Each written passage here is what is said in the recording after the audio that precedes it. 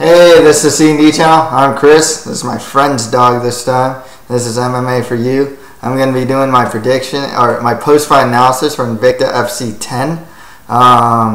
Overall, really good card. There's like one bad fight. Morgan versus Waro wasn't that great. All the other fights were really good, I thought. The main event was really good. There's a lot of upsets on this card as well. Some notes. So my picks, I got 5 out of 8. The ones I missed were Tiburcio versus Watterson, Lee versus Modafferi, and Ostovich versus Johnson. Some things to note. If you actually put $100 parlay on Modafferi and Tiburcio, the return, according to some places, would be $3,575. I didn't even know Tiburcio was that high of a what's it called? An underdog. Lots of upsets. Those two in particular. Well, not lots of upsets, but Lee versus Modafferi and Tiburcio versus Watterson were upsets. Somewhat surprising too, but when you look at it, that's what's great about hindsight. Look at it in hindsight. Maybe it's not. These people shouldn't have been such favorites. Another thing to note too were the Texas judges. Pretty bad judging. I mean, split decisions were like. The only good thing is the right person won a lot of the times. It was questionable with Maya versus Bennett because I thought Maya should have won, but 29-28 Bennett it isn't so bad. But 30-27 Bennett, yeah, that's pretty bad. Andrea Lee should not have gotten, 29-28? Yeah, she had a 29-28 over Modafferi. I don't think that should have happened. Stuff like that, So let's get started. Erica Tiburcio defeated Michelle Watterson by arm and guillotine in the 3rd round. Definitely an upset win there. It's a real back and forth fight though, man. That was a great fight. Mainly in the grappling and the striking. I thought that Watterson had the edge, but Tiburcio just kept coming forward. That's the thing. It was Tiburcio's first fight at 105 pounds. There was some controversy in the sense that she was wearing this half shirt. Julia Kedzie kept making mention of it, that it was, like arms and stuff can get caught in there and whatnot. So otherwise, I mean, it didn't affect the fight too much at all. Seeing how Watterson lost makes me see that there was a big weakness in Watterson's game, and that is when she's on the ground, or especially in grappling, she really puts herself in bad positions a lot of times. It happened against Jessica Penne. It happened in her previous opponent before that. I forgot who it was. I want to say it's like Yasminka Saiv, but I'm not 100% sure.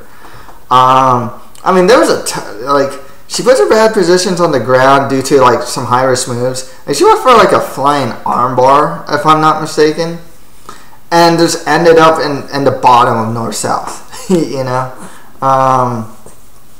And also she does a lot of scrambling, but she doesn't always get the better of the scrambles. That's one of the problems, and that really that's what cost her in this fight, to be perfectly honest with you. That's the thing. It's just she kind of put herself in some bad positions on the ground, and it was kind of her own doing, and not really Tiburcio's at times. It was just high risk move. Oh, I'm in north south. Okay, I'm gonna scramble. Oh, I'm in a worse position or some really bad position. And that's not the first time that Waterson's done that. So, in hindsight, it's like, yeah, Waterson puts herself in bad positions a lot. Waterson's flexibility is something to behold, though. I gotta say that Americana that she got was really deep looking, and same with that armbar. There's an armbar that I thought would have just broken her elbow or dislocated her elbow, or forearm or whatever. With that said, I think a rematch is definitely a possibility down the line. It's just that what can I say? Like, it's definitely one of the more marketable matches that they can make. If not, and I believe that Waterson can, like, there's a lot of people, there's actually a good amount of atomweights that Tiburcio can fight. If you don't give her Waterson, she was originally supposed to fight Ayaka Hamasaki. That could work for sure. Amber Brown would be another good opponent. He's coming out to win over Liz McCarthy. Jody Escobar, who's coming off a win over Nick Daly, Rivera Kalanick. And also she's a training partner of Waterson. So, it's always a weird thing with Escobar because she's actually developing a win streak. And then, with Waterson as champ, I don't know if she'd ever fight her. But now that she's not the champ, Escobar versus Tiburcio makes sense. The other one that kind of works is Ginny Fry, coming off a good win over Cassie Robb. So there are potential opponents for Tiburcio.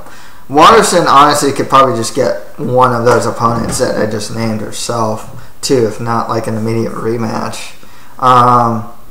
Women's MMA works in a different way too. Like, if you match a winner with someone coming off a win and someone coming off a loss, that's really not the worst thing that can happen. Because a lot of these divisions are just so thin. You can't always match a winner with a winner that's around the same level of competition. Sometimes you have to do someone that's coming off a win and coming off a loss because they're closer in competition, closer in level of competition. Except for like title fights, I would say when someone come off a win should get a title fight. Overall, though, man, as far as future prospects for Tiburcio, I mean, out of all the Invicta FC newcomers on this card, there aren't too many. She definitely stood out the most, obviously, But, her ground game, her pressure fighting, the way she pushes forward, she's going to be a lot of trouble for a lot of these female fighters. It's definitely... It's hard to defend her takedowns. Like I said, she's just a little pit bull, I mean, that's the thing. That's that nickname Pitbull is like very typical. The most typical nickname. It's not her nickname, thankfully, but it's just funny, using that. Nonetheless, yeah. As far as her future prospects, I mean, like I said, Waterson rematch would be really cool. But if not, there's some other good competition for her as well. Next fight after that, Tanya Evinger defeated Cindy Dandois by armbar in the second round. Great performance from Evinger, she is just resurging. I believe this is 2 armbar victories in a row. She armbarred Ediane Gomez in her last fight. That was a really good win. This is a solid win for her as well. Before that, she beat like Sarah DeLelio. So she's got a good win streak going on. Just looking really solid these days, She's a good wrestler, and her submission grappling is on point as of late. Cindy Dandois, I'm going to be honest, there's one thing that's cool about watching Invicta FC cards is seeing women's MMA in general is just seeing the improvement of women's MMA just across the board. and it's really defined a lot of times on Invicta FC cards. Well, the reason why I'm pointing that out is because Cindy Dandois still has that style of women's MMA that you may have been seeing like a year or two ago. You know, like really crappy stand up, just bull rushing into a clinch, forcing a takedown, and working a ground game. I remember like Jessica Penne used to fight like that. You see her in like Ultimate Fighter or just in fights now. She doesn't fight like that anymore. She actually in the Ultimate Fighter, she even said, "Oh, I used to just bull rush into the clinch. You know, I used to just punch my way into the clinch like sloppily. You know, in a sloppy manner." And you can see that a lot of female fighters are just really getting away from that these days. But there's still some that are still doing that style, and you can see it's getting phased out. And this is a good example of that too, because when I did the prediction for this fight, I said, yeah, Cindy Dandois, her stand-up's just not very good. She just kind of forces her into clinch, tries to work her grappling game, you know, in a very sloppy way too, you know. And even on the ground, sometimes you still see it a lot in women's MMA, even at the highest levels. You saw it in Watterson Tiburcio about, and I don't know if it's just a women's MMA thing in general, or is it something, or is it because if they're lighter or something. But it's like this, how easily you tend to see fighters on top position get reversed into the bottom.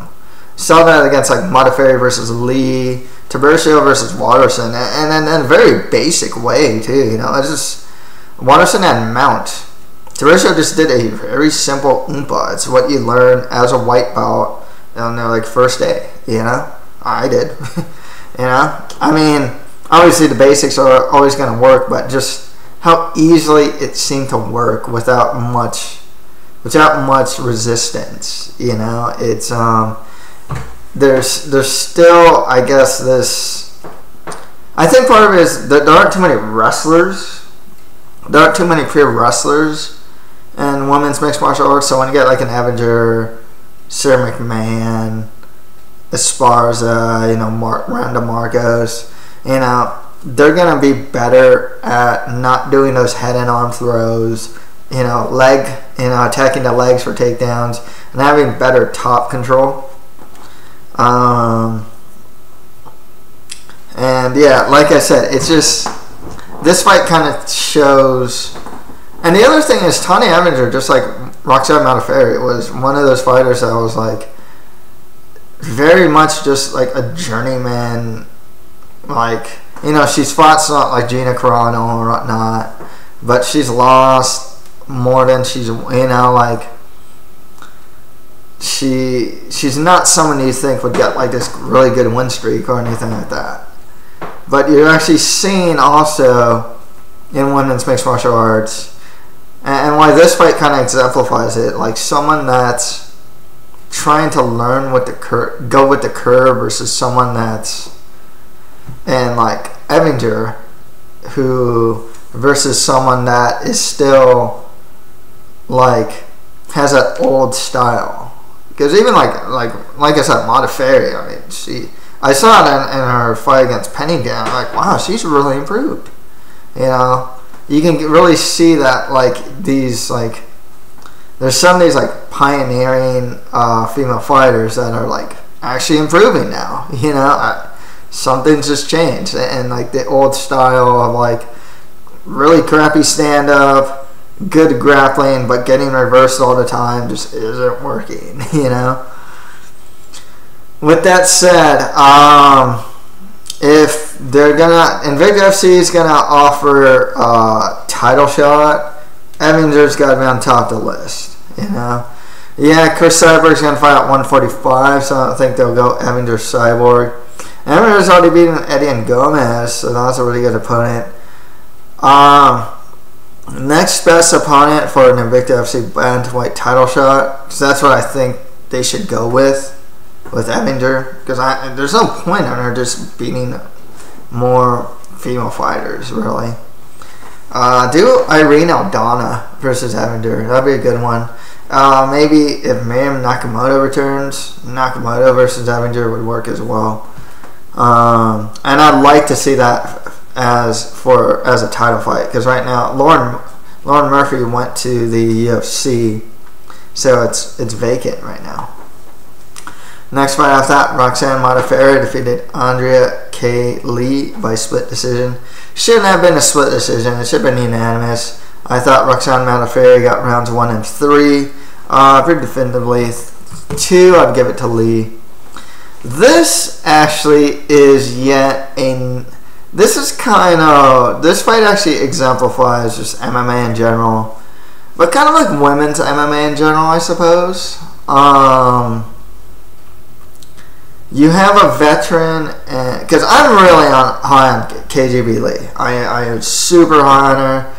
Before the Shannon Sin fight, I was like saying, oh, watch out for her. Her stand-up's better than everyone else's. She's still really young. Has all these accolades and like the striking arts. Watch out for her. Great prospect. But, they're saying, even the commentators are saying, yeah, probably one of the top prospects in women's MMA right now. Still agree with that. I do. I really do. I still agree with that. Just take the fight on short notice, like 2 weeks notice or something like that. Nonetheless, this kind of shows kind of what I was saying about women's MMA in general. Like, Lee she's only 2-0. When she came in this fight, she was 2-0. Roxanne Modafferi fought like everyone under the sun. She has way more experience. But you can still see Lee. She went for it.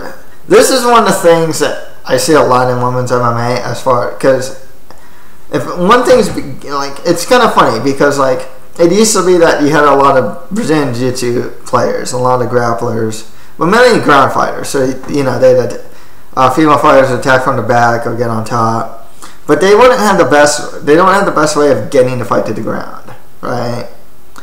And then their striking wasn't very good. I'm just saying, like, across the board. There's exceptions, but across the board, you just kind of see this really sloppy type of striking. So now you're seeing better strikers, or just improvement in striking. But now it's kind of getting into like, okay, you're not getting good wrestlers now. So. Like I said, that's why this card's very interesting in the sense that you kind of get to see where women's MMA is right now and where it's kind of going. Roxanne Modafferi, seriously, she used to be pretty much a pure Brazilian Jiu-Jitsu, purely just like a Jiu-Jitsu fighter. She had a judo game.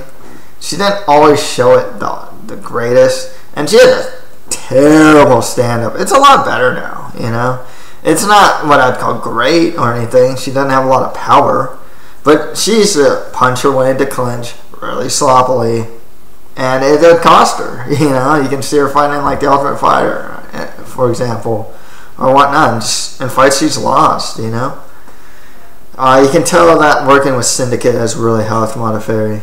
Her striking is a lot better. But this really goes to show the difference from and as good as Lee is, this fight really showed how inexperienced she is too. That's the thing, and that's why looking at the fight beforehand, maybe I don't know how much fighting on short notice took away from Lee, but you can't. She's not gonna be this great takedown threat or be able to defend takedowns right away. She only has, as far as on the pro level, she had 2 pro MMA fights. That's it before this fight. while Modafferi has a lot more experience, she's been doing judo and jiu-jitsu a lot, most likely, I'm not 100% sure, most likely a lot longer than Andrea Lee. You can't beat that type of experience. It's just not going to happen, and it showed. One thing that Lee showed is that she is, I always say this about Lee, she's ahead of the curve as far as striking goes. And that's true. I think on a technical level she is. But you can actually see some of the holes in the striking game in this fight. Just in hindsight, you know. It looked to me, personally, that Lee seemed a bit frustrated by Modafferi's movement. I think she was, Modafferi was moving a lot. She was going side to side. And sometimes you'd see Lee wing an overhand right, for example. There was somewhere in the second or third round where she was like utilizing this really good leg kicking game, and then she just kind of stopped. And I don't really understand why she stopped doing it. Especially someone who's moving laterally. The leg kick is one of the best ways to fight someone who's doing a lot of lateral movement. Once again, it's one of those, I think it's just more inexperience. And even in her stand-up, which is Lee's strength, you can still see the flaws in it. Like, she's a killer if someone's going to stand in front of her.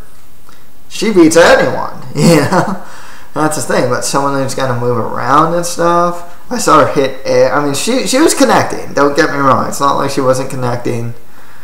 But, she was also winging a couple punches, too. And it seemed like it was because of the movement. In my opinion. I don't know what she's thinking. It's just the way the fight looked.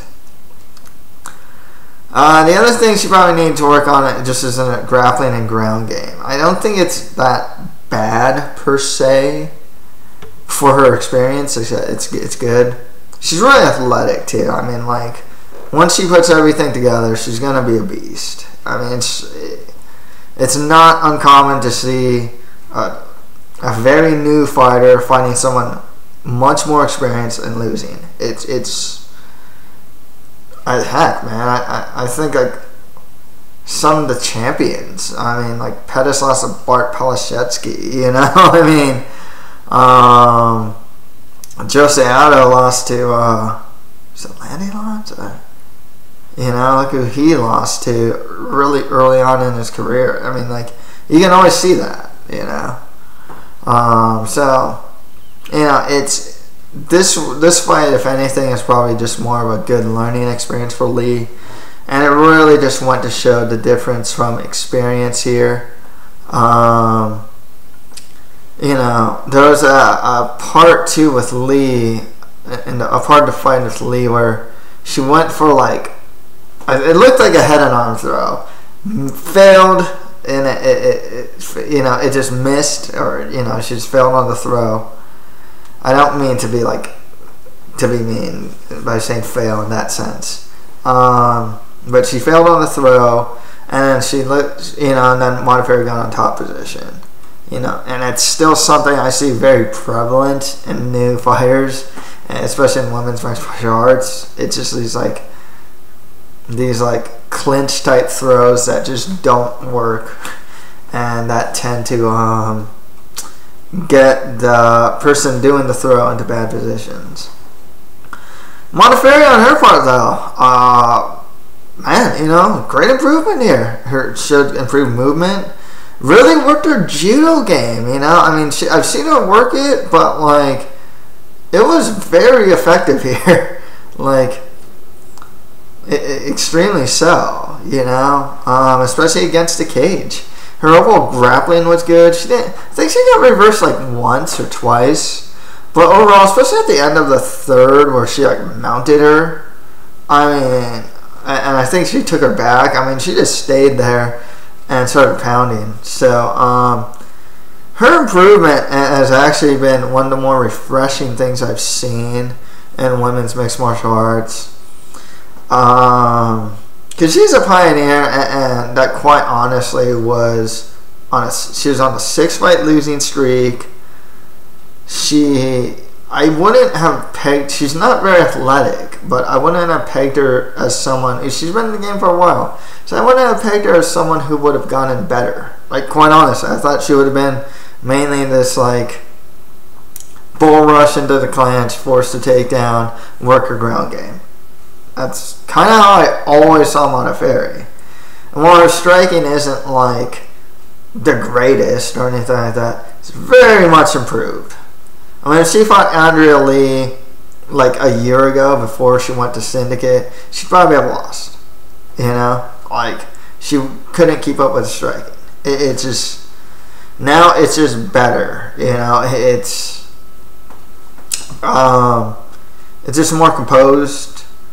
It's still kind of funny looking in the sense, but it's not bad anymore. You know, it used to be just bad striking. Now it's like serviceable, you know. She just doesn't have a lot of power. That's the thing. She even actually hit a head kick, a really flush head kick on Lee. So she, you know, she's improved, you know, in her striking.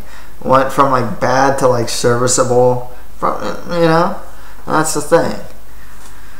With Modafferi, I heard that the winner of this fight was supposed to get a fight against Barb Honchak, so like a title shot. So I guess Modafferi versus Honchak, that would work. If not, the original opponent was Vanessa Porto, so Porto Modafferi would be good too. I mean, you could go with Deanna Bennett versus Modafferi. It's tough to say because I think Deanna Bennett has a good case for a title shot as well. With Lee, I mean, if you want to give her someone like a new flyweight, you can. Like I said, she's only 2-1. I mean, she doesn't have a lot of experience in like pro mixed martial arts yet. That's the thing with her. So maybe give her like Rachel Ostovich, who's coming off a win here, or just someone just on a lower level, you know, because with Modafferi, she just proved to be a little too experienced, and Lee should probably fight more, you know, like newer, you know, fighters are just all closer to her experience level. Yeah, she just needs more cage time. Next fight after that, Deanna Bennett defeated Jennifer Maia by unanimous decision. I like this fight. I didn't think she should have got him. I picked Bennett to win. I just didn't think she should have got a unanimous decision. Well, nah, scratch it. I don't think she should have got a 30-27 on one to scorecards.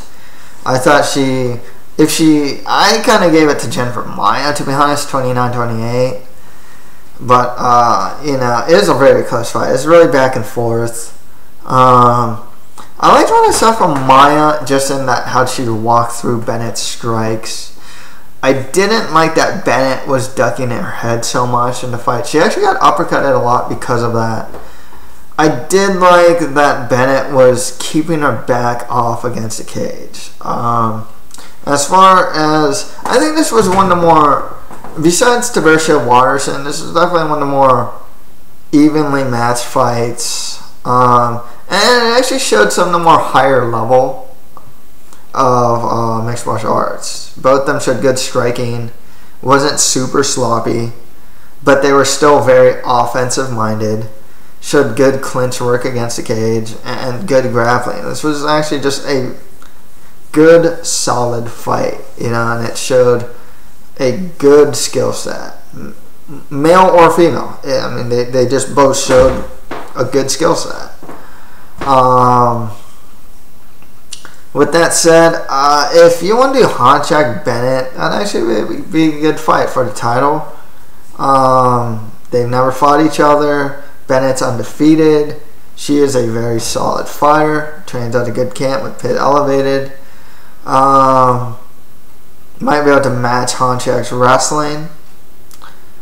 If you want to go with Bennett versus Vanessa Porto, that works as well.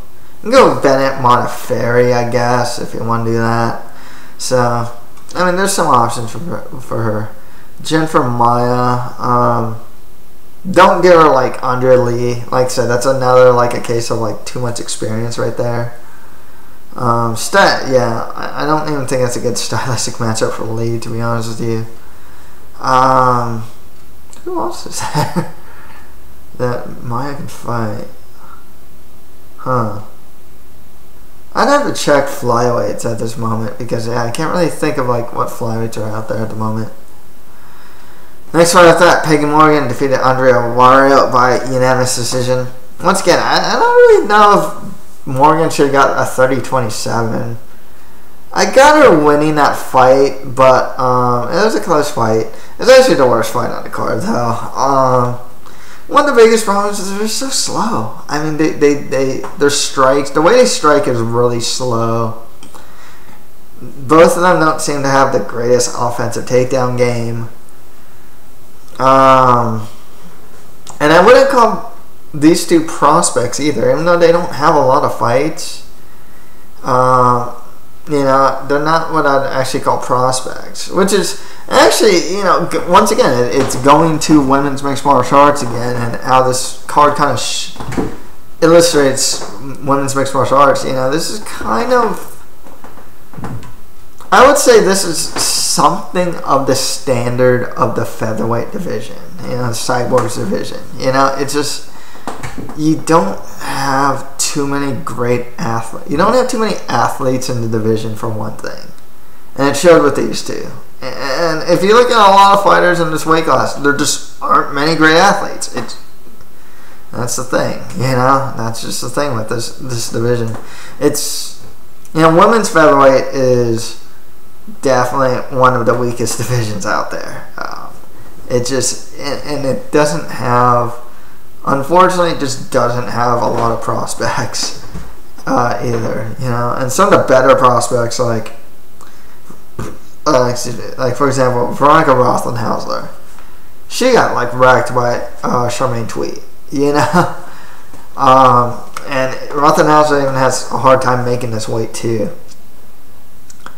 I don't know what it is about featherweight.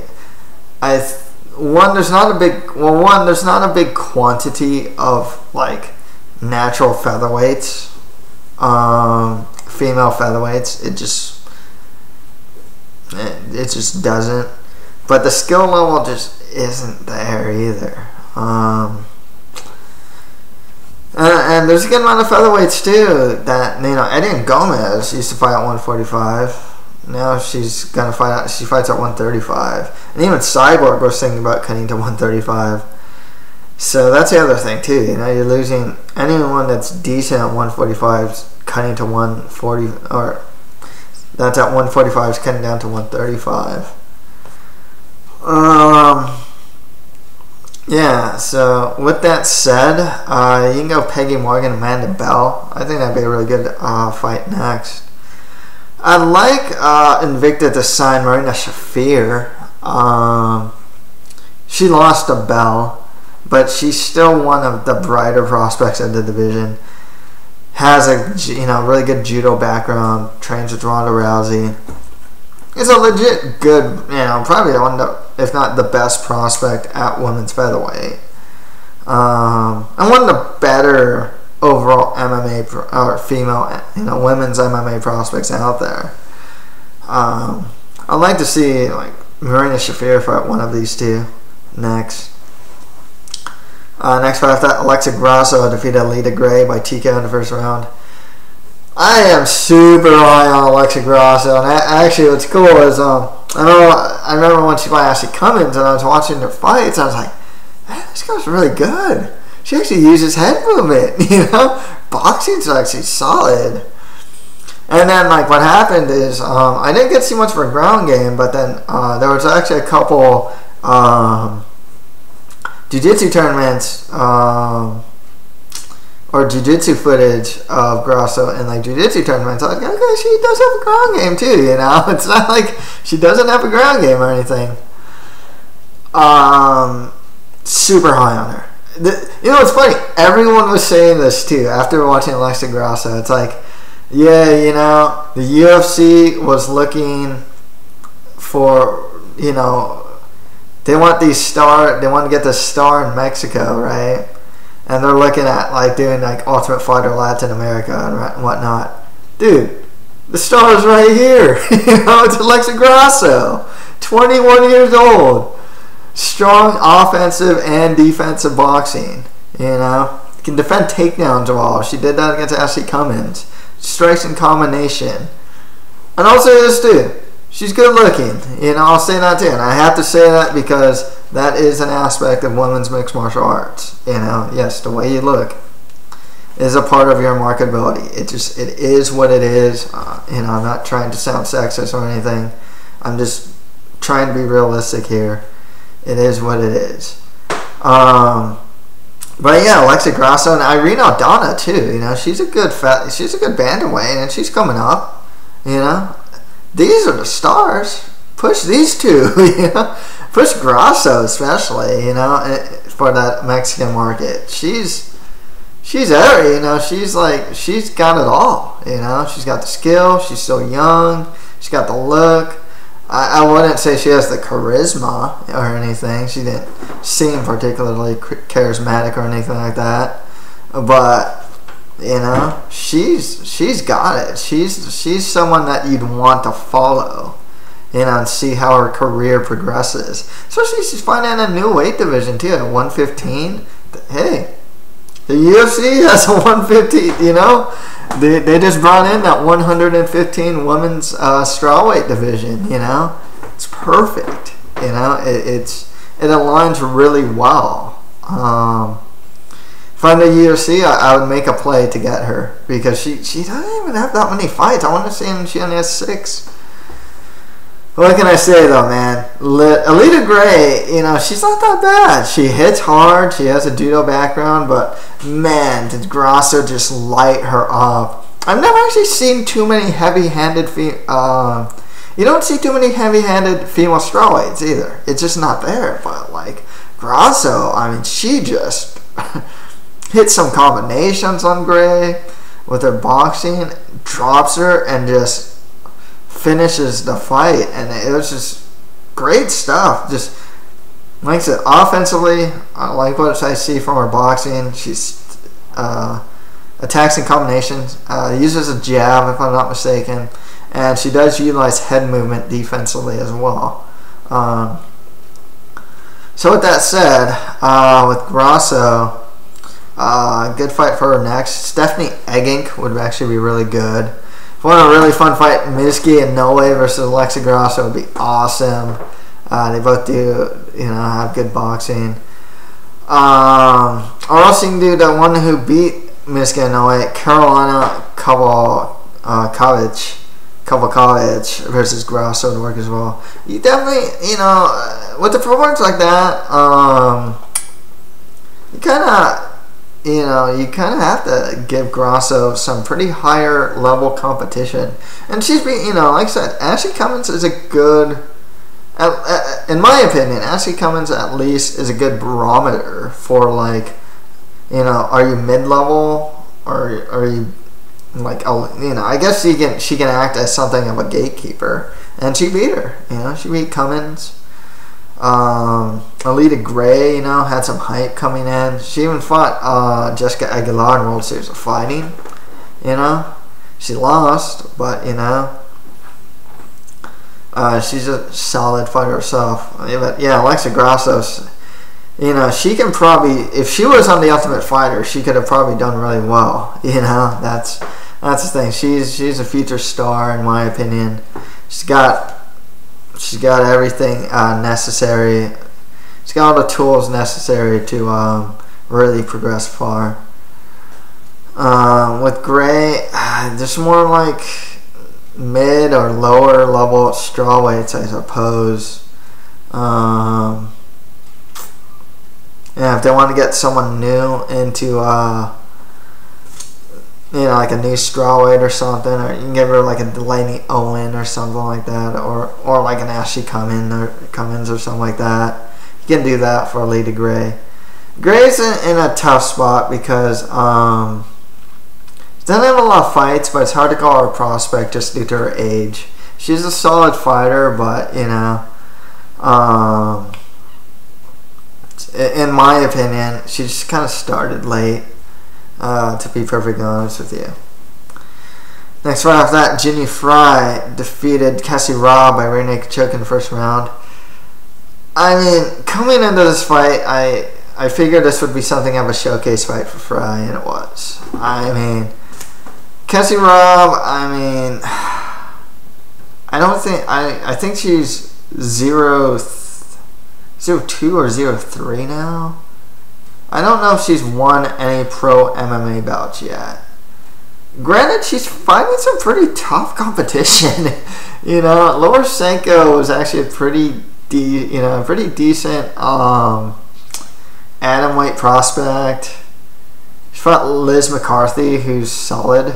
I think we fought Ginny Fry. You know, that's actually pretty tough. You know, those are three of the better up and coming. You know, when Senko was still fighting, three of the better up and coming female atomweights that you can fight. So, you know, she definitely needs just to fight like a lower level of competition to get some wins at this time. It's, you know, it's just a case of she's just not ready. Cassie Robb's just not ready yet for that level, you know. And those three, I'd say, are, you know, like around the same level, you know. Fry is, you know, she's a good finisher. She hits hard. And yeah, I thought she should have actually gotten that win over Jody Escobar in her last fight, to be perfectly honest with you. She has been having problems making the weight for 105, so I gotta wonder if she's gonna move up or change something in her diet or to change something in the way she's cutting weight. And actually, she might want to consider moving up, because I remember against Jody Escobar, after that first round, you can definitely see her output and whatnot. She was just not moving like she was in the first round. So I wonder if the weight cuts are really affecting her performance. With that said, I think a good next fight for her would be Amber Brown, to be perfectly honest with you. I think that would be the most appropriate fight for her. I mean, if you want to give her some of those really high up fighters like Hamasaki or Watterson, you can do that. But yeah, you know, she's actually one of the better prospects at atomweight. And once again, actually, you know, now that I'm talking about atomweight so much, it kind of goes to show with this card. It's like, what's the next weight division, women's weight division coming up? Right now, one thing you can tell is that strawweight is probably. It used to be women's bantamweight was the best division, like even without Ronda Rousey. You know, women's bantamweight was the strongest. You had Tate, Kaufman,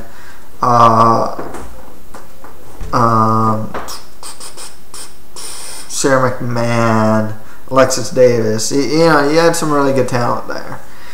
Somewhere along the way, strawweight just started to come up big time. There's still a problem with inexperience in strawweight. There aren't too many fights. You know, even the top strawweights don't even have like 10 fights. You know.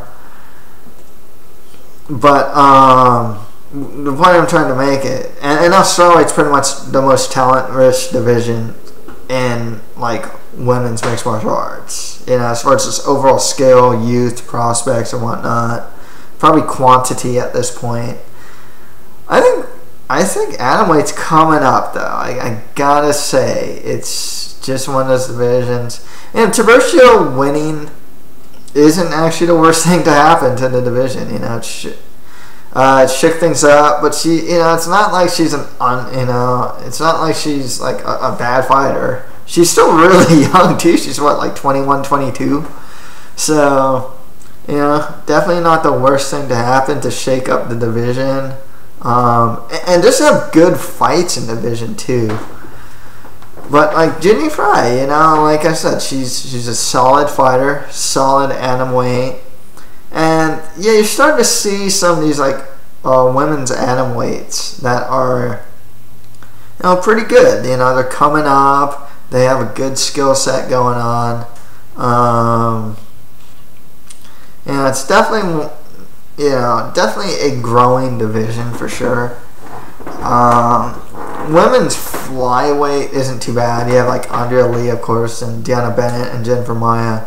The problem is that one just keeps getting plucked off because, you know, Leslie Smith fought 125 against Honchak, moved back to like bantamweight, you know, to find a UFC. Jessica Ai fought at like flyweight, and now she fights at bantamweight, you know. Nina Ansarov even, or Kalinda Faria, you know, they cut down to 115. So that's wrong with like 125. It's like if you fight at 125, you usually move up or down. Atomweight, you can move up. I mean, like Jessica Penne fought at 105, and same with Astro Girl, Alex Chambers, and they're now fighting at 115. But there's good talent at 105 for sure. And finally, Rachel Ostovich defeated Ava Johnson by split decision. Another contentious decision because, man, I picked Johnson to win, and I totally thought Ostovich won out 2 rounds pretty clearly. This wasn't like the best fight, but there were glimpses of excitement in there. There was this one move, I didn't know what it was until someone told me it. So Ava Johnson goes for a single leg. Ostovich defends it, and she kind of like sweeps the leg, like kind of like almost like pulls guard as if you're gonna go for like a leg lock, or yeah, leg lock or something. But it wasn't really like that. She put her like, she pretty much did like a scissor sweep to defend that, right? So it's called I'm butchering like what it was, but it was this really cool takedown, and apparently it was a Kani Basami, or a scissor sweep, which is actually illegal in judo. It's not legal in judo. She utilized that. Got some nice, you know, coming in the fight when I was doing the research with Rachel Ostovich, she wasn't very defensively sound, you know. She didn't look that great to me. And Ava Johnson, at the very least, was more technically sound. But man, when this fight happened, Johnson just looked slow. I mean, she was punching like she was underwater or something, you know.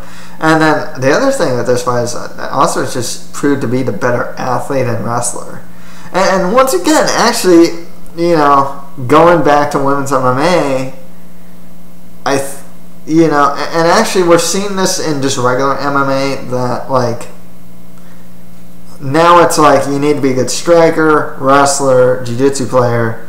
Now, you know, and then there's cardio, but now like the next element in mixed martial arts is athleticism. That's the thing. The better athletes tend to win. And a more athletic guy can get pretty high up there. In some divisions, like 205 in the men's division, a guy like OSP, who really just gets by with athleticism, you know, can be a top 10 guy. So with that said, you are starting to see better athletes in women's mixed martial arts, and they are beating the not so athletic fighters. A really good example of this, I said it too, besides Ronda Rousey, she out athletes a lot of fighters, is Jessica Ai versus Leslie Smith. And I remember I said I think Jessica Ai is just going to out athlete Leslie Smith, and she did, and ripped her ear and whatnot. This one was kind of the same thing. It was just Ostovich was definitely just, she's the better fighter, overall fighter, but she was also just the better athlete too. And she's a good wrestler too. Actually, her takedown defense was good. She actually defended a really good armbar really athletically. She kind of rolled in a way that was like really cool. Dressed as Wonder Woman for this fight. But, it was a solid performance, because when I saw her, I didn't really think much of her, to be perfectly honest with you. I was just like, she's alright. I thought Ava Johnson actually had more upside. Now it's like, dude, Rachel Ostovich actually has some pretty good upside. Ava Johnson, I don't know what it was. She just looked really slow in this fight. Ostovich looked really good in this fight. I liked what I saw from her. Good athlete, decent wrestler. Needs some work in the striking, but looked a lot better than what I've seen before from her. So, good performance from Ostovich there. So that's it for my post-fight analysis for Invicta FC 10. If you have any comments, just leave them below. That's it for MMA for You. Thank you guys very much.